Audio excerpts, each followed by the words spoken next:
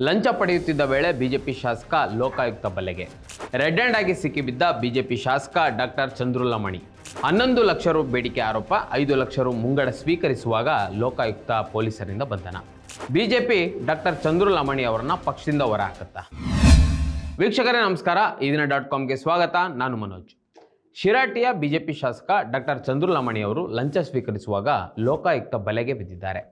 ಗುತ್ತಿಗೆದಾರನಿಂದ commission ರೂಪದಲ್ಲಿ 5 ಲಕ್ಷ ರು ಲಂಚ ಪಡೆಯುತ್ತಿದ್ದ ವೇಳೆ ರೆಡ್ ಹ್ಯಾಂಡ್ ಆಗಿ ಸಿಕ್ಕಿಬಿದ್ದಿದ್ದಾರೆ. ಈಗ ಲೋಕಾಯುಕ್ತ ಪೊಲೀಸರು ಅವ್ರನ್ನ ವಶಕ್ಕೆ ಪಡೆದು ವಿಚಾರಣೆಯನ್ನು ನಡೆಸುತ್ತಿದ್ದಾರೆ. ಡಾಕ್ಟರ್ ಚಂದ್ರುಲಮಣಿ ವೈದ್ಯರಾಗಿದ್ದರು. ಇವರು ಮೊದಲ ಬಾರಿಗೆ ಶಾಸಕರಾಗಿ ಆಯ್ಕೆಯಾಗಿದ್ದರು. ಇದೇ 2023ರ ಚುನಾವಣೆಯಲ್ಲಿ.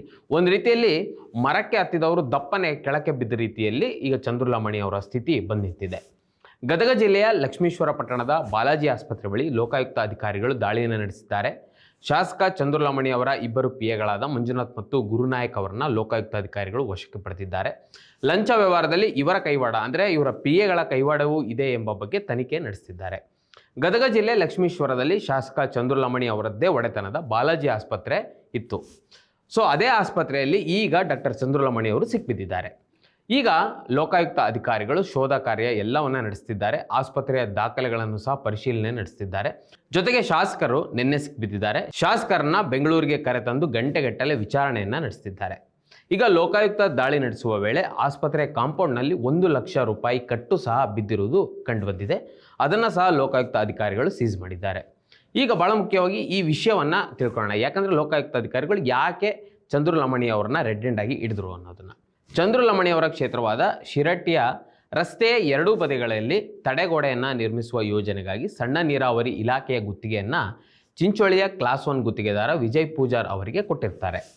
ಈ ವಿಜಯ್ ಅನ್ನುವವರಿಗೆ ಗುತ್ತಿಗೆಯನ್ನು ಕೊಡಿಸಲು ಬಿಜೆಪಿ ಶಾಸಕ ಚಂದ್ರುಲಮಣಿ 11 ಲಕ್ಷ ರೂಪಾಯಿ ಲಂಚದ ಬೇಡಿಕೆಯನ್ನು ಇಟ್ಟಿರ್ತಾರೆ. ಈ ವಿಜಯ್ ಲಂಚದ ಬೇಡಿಕೆ ಇಟ್ಟಿದ್ದಾರೆ ಅಂತ ಆರೋಪ ಮಾಡಿ ಲೋಕಾಯುಕ್ತ ಪೊಲೀಸರಿಗೆ ಕಂಪ್ಲೇಂಟ್ ಕೊಟ್ಟಿರ್ತಾರೆ. ಅದಕ್ಕಾಗಿ ಲೋಕಾಯುಕ್ತ SP ಸಿದ್ದಲಿಂಗಪ್ಪ ನೇತೃತ್ವದಲ್ಲಿ ಕಾರ್ಯಾಚರಣೆ ಮಾಡೋಕ್ಕೆ ಗದಗಕ್ಕೆ ಬಂದಾಗ ಶಾಸಕರು ರೆಡ್ ಹ್ಯಾಂಡ್ ಆಗಿ ಸಿಕ್ಕಿಬಿದ್ದಿದ್ದಾರೆ. ಈಗ ಲೋಕಾಯುಕ್ತ ಅಧಿಕಾರಿಗಳು ಭ್ರಷ್ಟಾಚಾರ ತಡೆ ಕಾಯ್ದೆಯಡಿ ದೂರನ್ನು ದಾಖಲಿಸಿಕೊಂಡಿದ್ದಾರೆ. ಆದರೆ ಚಂದ್ರುಲಮಣಿ ಅವರ ಬೆಂಬಲಿಗರ ಆರೋಪ ಏನಂದರೆ ಲೋಕಾಯುಕ್ತ ಅಧಿಕಾರಿಗಳು ವಿಜಯ್ ಅವರನ್ನ ಮುಂದಿಟ್ಕೊಂಡು ದಾಳಿ ನಡೆಸಿದ್ದಾರೆ, ಇದಕ್ಕೆ ಕಾಂಗ್ರೆಸ್ನವರ ಕುಮ್ಮಕ್ಕಿದೆ ಅಂತ. ಇನ್ನು ಬಾಲಾಜಿ ಆಸ್ಪತ್ರೆಯ ಬಳಿ ಹೈ ಡ್ರಾಮಾವನ್ನೇ ನಿನ್ನೆ ಮಾಡಿದ್ರು. 1,65 ಲಕ್ಷಕ್ಕೂ ಅಧಿಕ ಕುಟುಂಬಗಳಿಗೆ ಪ್ರತಿ ತಿಂಗಳು 200 ಯೂನಿಟ್ ಉಚಿತ ವಿದ್ಯುತ್ ನೀಡುವ ಗೃಹಜ್ಯೋತಿ ಯೋಜನೆಯಿಂದಾಗಿ ರಾಜ್ಯದ ಮನೆಗಳಲ್ಲಿ ನೆಮ್ಮದಿಯ ಬೆಳಕು ಮೂಡಿದೆ. ವಿದ್ಯುತ್ ಬಿಲ್ ಹೊರೆ ತಪ್ಪಿ ಉಳಿತಾಯ ಮನೆ ಮಾಡಿದೆ. ನಾಡಿನ ಮನೆಗಳಲ್ಲಿ ಭರವಸೆ ಬೆಳಗುತ್ತಿದೆ. ನಾವು ನುಡಿದಂತೆ ನಡೆದಿದ್ದೇವೆ, ನಿಮ್ಮ ಪ್ರೀತಿ ವಿಶ್ವಾಸವನ್ನ ಉಳಿಸಿಕೊಂಡಿದ್ದೇವೆ. ಗ್ಯಾರಂಟಿ ಸರ್ಕಾರಕ್ಕೆ 1000 ದಿನಗಳು, ನನಸಾಗಿದೆ ಕೋಟಿ ಕನಸುಗಳು. ಮೊದಲು ನಾವು ಚಂದ್ರುಲಮಣಿ ಯಾರು, ಇವರು ಹೇಗೆ ರಾಜಕೀಯಕ್ಕೆ ಬಂದರು ಅನ್ನೋದನ್ನು ನೋಡ್ಕೊಂಬರೋಣ. ವೀಕ್ಷಕರೇ, ಚಂದ್ರುಲಮಣಿ ಅವರು ಸರ್ಕಾರಿ ವೈದ್ಯರಾಗಿದ್ದರು. ಅವರು ಯಾವುದೇ ಗಾಡ್ ಫಾದರ್ ಇಲ್ಲದೆ ಕಡಿಮೆ ಅವಧಿಯಲ್ಲಿ ಬೆಳೆದು ರಾಜಕೀಯದಲ್ಲಿ ಉನ್ನತ ಮಟ್ಟಕ್ಕೆ ಏರಿದವರು. ಮುಂಡರಗಿ ತಾಲೂಕಿನ ದಿಂಡೂರು ತಾಂಡದ ಡಾಕ್ಟರ್ ಚಂದ್ರುಲಮಣಿ ರಾಜಕಾರಣಿ ಆಗುವುದಕ್ಕೂ ಮೊದಲು ಶಿರಟ್ಟಿ ತಾಲೂಕು ಆರೋಗ್ಯಾಧಿಕಾರಿಯಾಗಿದ್ದರು. ಆಗ ಹೊರರೋಗಿ ವಿಭಾಗದ ಚೀಟಿ ಮಾಡುವ ಹಣದಲ್ಲಿ ವ್ಯತ್ಯಾಸಕ್ಕೆ ಸಂಬಂಧಿಸಿದಂತೆ ಇವರ ವಿರುದ್ಧ ಲೋಕಾಯುಕ್ತದಲ್ಲಿ ದೂರು ದಾಖಲಾಗಿತ್ತು. ಅನಂತರ ನೌಕರಿಗೆ ರಾಜೀನಾಮೆಯನ್ನು ನೀಡಿ ಲಕ್ಷ್ಮೀಶ್ವರ ಪಟ್ಟಣದಲ್ಲಿ ಬಾಲಾಜಿ ಆಸ್ಪತ್ರೆಯನ್ನು ಆರಂಭಿಸಿದರು.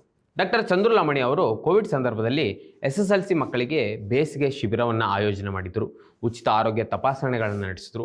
ಆಹಾರ ಕಿಟ್ ವಿತರಣೆ ಮಾಡುವ ಮೂಲಕ ಜನರ ಮನಸ್ಸನ್ನು ಗೆದ್ದರು.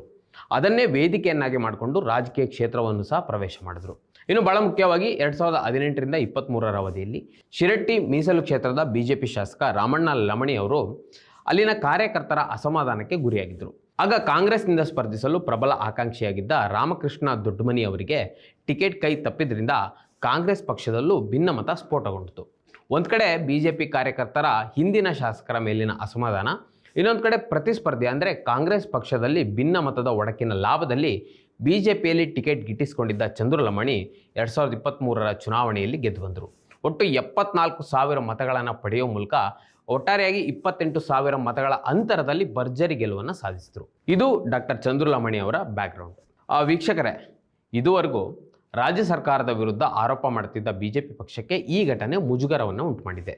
ಇನ್ನು ಒಂದು ಕಡೆ KR ಪುರ ಬಿಜೆಪಿ ಶಾಸಕ ರೌಡಿ ಶೀಟರ್ ಬಿಕ್ಲು ಶಿವ ಕೊಲೆ ಪ್ರಕರಣದಲ್ಲಿ ಪರಪ್ಪನ ಅಗ್ರಹಾರ ಜೈಲು ಸೇರಿದರೆ, ಇನ್ನೊಂದು ಕಡೆ ಡಾಕ್ಟರ್ ಚಂದ್ರುಲಮಣಿ ಲೋಕಾಯುಕ್ತ ಕಚೇರಿಯಲ್ಲಿ ವಿಚಾರಣೆಯನ್ನು ಎದುರಿಸುತ್ತಿದ್ದಾರೆ. ಈಗ ನಮಗೊಂದು ಪ್ರಶ್ನೆ ಉದ್ಭವಿಸ್ತದೆ. ಇಷ್ಟು ದಿನ ಬಿಜೆಪಿ ನಾಯಕರು ಕಾಂಗ್ರೆಸ್ನವರ ವಿರುದ್ಧ ಕಮಿಷನ್ ಆರೋಪವನ್ನು ಹೊರಿಸ್ತಿದ್ರು. ಕಾಂಗ್ರೆಸ್ ಸರ್ಕಾರ ಕಮಿಷನ್ ಇಲ್ಲದೆ ಸರ್ಕಾರ ನಡೆಸೋದೇ ಇಲ್ಲ, ರಾಜ್ಯ ಸರ್ಕಾರ ಭ್ರಷ್ಟಾಚಾರದಲ್ಲಿ ಮುಳುಗಿ ಹೋಗಿದೆ ಅಂತ ಎಲ್ಲ ಕಡೆ ಹೇಳ್ತಿದ್ರು. ಈಗ ಬಿ ಜೆ ಪಿಯವರು ಏನು ಮಾಡ್ತಾರೆ? ಯಾಕಂದರೆ ಅವರದೇ ಪಕ್ಷದ ಶಾಸಕ ಡಾಕ್ಟರ್ ಚಂದ್ರಲಮಣಿ ಲೋಕಾಯುಕ್ತರಿಗೆ ರೆಡ್ ಹ್ಯಾಂಡ್ ಆಗಿ ಸಿಕ್ಬಿದ್ದಿದ್ದಾರೆ. ಈಗ ಬಿ ಜೆ ಪಿ ನಾಯಕರ ನಿಲುವೇನು ಅನ್ನೋದನ್ನು ನಾವು ಕೇಳಬೇಕಾಗತ್ತೆ. ಜೊತೆಗೆ ಬಿ ಜೆ ಪಿ ಈ ತಕ್ಷಣವೇ ಡಾಕ್ಟರ್ ಚಂದ್ರಲಮಣಿ ಅವರನ್ನ ಪಕ್ಷದಿಂದ ಹೊರಹಾಕತ್ತಾ ಅಥವಾ ಯಾವ ರೀತಿಯಲ್ಲಿ ಕ್ರಮ ಕೈಗೊಳ್ತಾರೆ? ಯಾಕಂದರೆ ಭ್ರಷ್ಟಾಚಾರದ ಬಗ್ಗೆ ಮಾತನಾಡಿ ಆರೋಪ ಮಾಡಬೇಕಂದ್ರೆ ತಾವು ಕ್ಲೀನಾಗಿರ್ಬೇಕಲ್ವಾ? ವೀಕ್ಷಕರೇ, ನೀವು ಇನ್ನೊಂದು ವಿಚಾರವನ್ನು ಇಲ್ಲಿ ಗಮನಿಸಬೇಕು. ಕಳೆದ ವಾರ ಸ್ನೇಹಮಯಿ ಕೃಷ್ಣ ಎಂಬ ಸಾಮಾಜಿಕ ಕಾರ್ಯಕರ್ತ ಒಬ್ಬ ಸರ್ಕಾರದ ಮುಖ್ಯ ಕಾರ್ಯದರ್ಶಿ ಶಾಲಿನಿ ರಜನೀಶ್ ಅವರು ಲಂಚ ತೆಗೆದುಕೊಂಡಿದ್ದಾರೆ ಅಂತ ಆರೋಪ ಮಾಡಿದ್ರು. ಪ್ರಕರಣ ಇರೋದು ಮುಖ್ಯ ಕಾರ್ಯದರ್ಶಿ ಶಾಲಿನಿ ರಜನೀಶ್ ಮತ್ತು ಸ್ನೇಹಮಯಿ ಕೃಷ್ಣ ಮಧ್ಯದಲ್ಲಿ. ಇದಕ್ಕೆ ರಾಜ್ಯ ಬಿಜೆಪಿ ಅವರು ಹೇಳಿದ್ದನ್ನು ನೀವೆಲ್ಲ ಗಮನಿಸಿರ್ತೀರಿ. ಮುಖ್ಯಮಂತ್ರಿ ಸಿದ್ದರಾಮಯ್ಯನವರು ರಾಜೀನಾಮೆ ಕೊಡಬೇಕು, ಕಾಂಗ್ರೆಸ್ ತುಂಬ ಭ್ರಷ್ಟಾಚಾರ ತುಂಬಿದೆ, ಭ್ರಷ್ಟಾಚಾರವಿಲ್ಲದೆ ಕಾಂಗ್ರೆಸ್ ಪಕ್ಷವನ್ನು ನಡೆಸೋಕೆ ಆಗೋಲ್ಲ ಅಂತೆಲ್ಲ ಹೇಳಿದ್ರು. ಆದರೆ ಈಗ ಅವರದೇ ಪಕ್ಷದ ಶಾಸಕರು ರೆಡ್ ಹ್ಯಾಂಡ್ ಆಗಿ ಸಿಕ್ಬಿದ್ದಿದ್ದಾರಲ್ವಾ? ಅದಕ್ಕೆ ಏನಾದರೂ ಕ್ರಮ ಕೈಗೊಳ್ಬೇಕಲ್ವಾ? ಈಗ ಬಿಜೆಪಿ ಪಕ್ಷದ ನಿಲುವು ಇದು ಅಂತ ತೋರಿಸ್ಬೇಕಲ್ವಾ? ಈಗ ಬಿಜೆಪಿ ನಿಜಕ್ಕೂ ಭ್ರಷ್ಟಾಚಾರ ವಿರೋಧಿ ನಿಲುವನ್ನು ಹೊಂದಿದ್ರೆ ಆ ಶಾಸಕರನ್ನ ಕೂಡಲೇ ಅಮಾನತ್ ಮಾಡಬೇಕು. ರಾಜ್ಯ ಬಿಜೆಪಿ ಅಧ್ಯಕ್ಷರು, ವಿಪಕ್ಷ ನಾಯಕರು ಪತ್ರಿಕಾಗೋಷ್ಠಿಯನ್ನು ನಡೆಸಿ ನಮ್ಮ ಶಾಸಕರಿಂದ ತಪ್ಪಾಗಿದೆ ಅಂತ ಒಪ್ಕೊಳ್ಬೇಕು. ಆದರೆ ಇದೆಲ್ಲ ಬಿಜೆಪಿ ಅವ್ರು ಮಾಡ್ತಾರಾ? ವೀಕ್ಷಕರೇ, ನಿಮಗೆಲ್ಲ ನೆನಪಿರಬೇಕು, ಕಾಂಗ್ರೆಸ್ ಸರ್ಕಾರ ಬರುವ ಮೊದಲು ಕರ್ನಾಟಕದಲ್ಲಿ ಬಸವರಾಜ ಬೊಮ್ಮಾಯಿ ನೇತೃತ್ವದಲ್ಲಿ ಬಿಜೆಪಿ ಸರ್ಕಾರ ಅಧಿಕಾರದಲ್ಲಿತ್ತು. ಆ ಸರ್ಕಾರದ ವಿರುದ್ಧ ಕಾಂಗ್ರೆಸ್ನವರು ಒಂದು ಆರೋಪವನ್ನು ಮಾಡಿದ್ರು, 40% ಕಮಿಷನ್ ಸರ್ಕಾರ ಅಂತ. ಎಲ್ಲ ಕಡೆ ಪೇ ಸಿ ಎಂ ಅನ್ನುವ ಒಂದು ಕ್ಯಾಂಪೇನ್ ನಡೀತು. 40% ಕಮಿಷನ್ ಇಲ್ಲದೆ ಬಿಜೆಪಿ ಸರ್ಕಾರ ನಡೆಯೋದೇ ಇಲ್ಲ ಅಂತ ಒಂದು ದೊಡ್ಡ ಆರೋಪವನ್ನು ಕಾಂಗ್ರೆಸ್ನವ್ರು ಮಾಡಿದ್ರು. ಅದಕ್ಕೆ ಬಿಜೆಪಿ ಸರ್ಕಾರದ ಒಬ್ಬ ನಾಯಕರು ಸಹ ಇಲ್ಲ ಅಂತ ಹೇಳಲೇ ಇಲ್ಲ. ಬಿಜೆಪಿದು 40% ಕಮಿಷನ್ ಸರ್ಕಾರ ಅಂತ ಎಲ್ರಿಗೂ ಗೊತ್ತಾಯಿತು. ಆದರೆ ಕಾಂಗ್ರೆಸ್ ವಿರುದ್ಧ ಬಿಜೆಪಿ ಮಾಡ್ತಿರುವ ಆರೋಪ ಒಂಥರ ಗಾಳಿಯಲ್ಲಿ ಗುಂಡೊಡಿತಿದ್ದಾರೆ. ಇದಕ್ಕೆ ಇನ್ನೊಂದು ಉದಾಹರಣೆಯನ್ನು ಹೇಳೋದಾದರೆ, ಮೊನ್ನೆ ಸದನ ನಡೆಯುವ ವೇಳೆ ಅಬಕಾರಿ ಇಲಾಖೆಯಲ್ಲಿ ಭ್ರಷ್ಟಾಚಾರ ನಡೆದಿದೆ ಅಂತ ಆರೋಪ ಮಾಡಿದರು. ಯಾವ ಉದ್ದೇಶಕ್ಕೆ ವಿಶೇಷ ಅಧಿವೇಶನವನ್ನು ರಾಜ್ಯ ಸರ್ಕಾರ ಕರೆಯಲಾಗಿತ್ತೋ ಅದನ್ನು ಮಾಡಲು ಬಿಜೆಪಿಯವರು ಬಿಡಲೇ ಇಲ್ಲ. ಈಗ ಸದನ ಮುಗ್ದಿದೆ, ಸೈಲೆಂಟ್ ಆಗಿಬಿಟ್ಟಿದ್ದಾರೆ. ಈಗ ಆರೋಪ ಮಾಡ್ತಿಲ್ಲ. ಒಂದೇ ಒಂದು ದಾಖಲೆಯನ್ನು ಇಟ್ಕೊಂಡು ಮಾತನಾಡೋದಕ್ಕೆ ಇವ್ರಿಗಾಗಲ್ಲ. ಒಂದು ರೀತಿಯಲ್ಲಿ ಗಾಳಿಯಲ್ಲಿ ಗುಂಡೊಡೆಯೋದೇ ಬಿಜೆಪಿಯವರ ಕೆಲಸ ಅನ್ನೋ ಥರ ಆಗಿದೆ. ಇನ್ನೊಂದು ಕಡೆ ಭಾಳ ಮುಖ್ಯವಾಗಿ ನಮ್ಮ ಭಾರತದ ಪ್ರಧಾನಿ ನರೇಂದ್ರ ಮೋದಿಯವರು ನಾ ಖಾವುಂಗ ನಾ ಖಾನೆ ದುಂಗ ಅಂತ ಹೇಳ್ತಾರೆ. ಅಂದರೆ ನಾನು ತಿನ್ನೋಲ್ಲ, ತಿನ್ನೋರಿಗೂ ಬಿಡೋಲ್ಲ ಅಂತ. ಆದರೆ ಈಗ ಅವರದೇ ಪಕ್ಷದ ಶಾಸಕ ಚಂದ್ರಲಮಣಿಯವರು ರೆಡ್ ಹ್ಯಾಂಡ್ ಆಗಿ ಸಿಕ್ಬಿದ್ದಿದ್ದಾರಲ್ವಾ? ಮೋದಿಯವರು ಏನಾದರೂ ಕ್ರಮ ಕೈಗೊಳ್ತಾರಾ? ವೀಕ್ಷಕರೇ, 5 ಲಕ್ಷ ಲಂಚದ ಹಣವನ್ನು ಇಸ್ಕೊಳ್ಳುವಾಗ ಡಾಕ್ಟರ್ ಚಂದ್ರಲಮಣಿಯವರು ನೇರವಾಗಿ ಸಿಕ್ಬಿದ್ದಿರೋದು. ಸುಮ್ಮನೆ ಲೋಕಾಯುಕ್ತ ಅಧಿಕಾರಿಗಳು ಅರೆಸ್ಟ್ ಮಾಡೋಕ್ಕಾಗತ್ತಾ? ಅಥವಾ ಸುಮ್ಮನೆ ಅರೆಸ್ಟ್ ಮಾಡಿದರೆ ಬಿ ಜೆ ಪಿಯವರು ಸುಮ್ಮನೆ ಕೂರ್ತಿದ್ರಾ? ಈಗ ರೆಡ್ ಹ್ಯಾಂಡ್ ಆಗಿ ಸಿಕ್ಕಿಬಿದ್ದಿರುವವರ ವಿರುದ್ಧ ಏನು ಕ್ರಮ ಕೈಗೊಳ್ತಾರೆ ಬಿ ಜೆ ಪಿಯವರು? ಅವರನ್ನು ಅಮಾನತು ಮಾಡ್ತಾರಾ ಅಥವಾ ಅವರನ್ನು ಪಕ್ಷದಲ್ಲೇ ಇಟ್ಕೊಂಡು ಮೆರೆಸ್ತಾರಾ? ನಿಮಗೇನು ಅನಿಸುತ್ತೆ ಕಮೆಂಟ್ ಮಾಡಿ ತಿಳಿಸಿ. ಮತ್ತು ಇದೇ ರೀತಿಯ ಸಾಕಷ್ಟು ವಿಡಿಯೋಗಳಿಗಾಗಿ ಈದಿನ.com ಯೂಟ್ಯೂಬ್ ಚಾನಲ್ನ ಸಬ್ಸ್ಕ್ರೈಬ್ ಮಾಡಿ ಮತ್ತು ನಮ್ಮನ್ನು ಬೆಂಬಲಿಸಿ. ನಮಸ್ಕಾರ. ಮತ್ತಷ್ಟು ವಿಶೇಷ ವಿಡಿಯೋಗಳನ್ನು ನೋಡಲು ಮತ್ತು ಹೊಸ ವಿಡಿಯೋಗಳ ಬಗ್ಗೆ ತಿಳಿಯಲು ಈದಿನ.com ಯೂಟ್ಯೂಬ್ ಚಾನೆಲ್ ಸಬ್ಸ್ಕ್ರೈಬ್ ಮಾಡಿ ಮತ್ತು ಬೆಲ್ ಐಕಾನ್ ಕ್ಲಿಕ್ ಮಾಡಿ.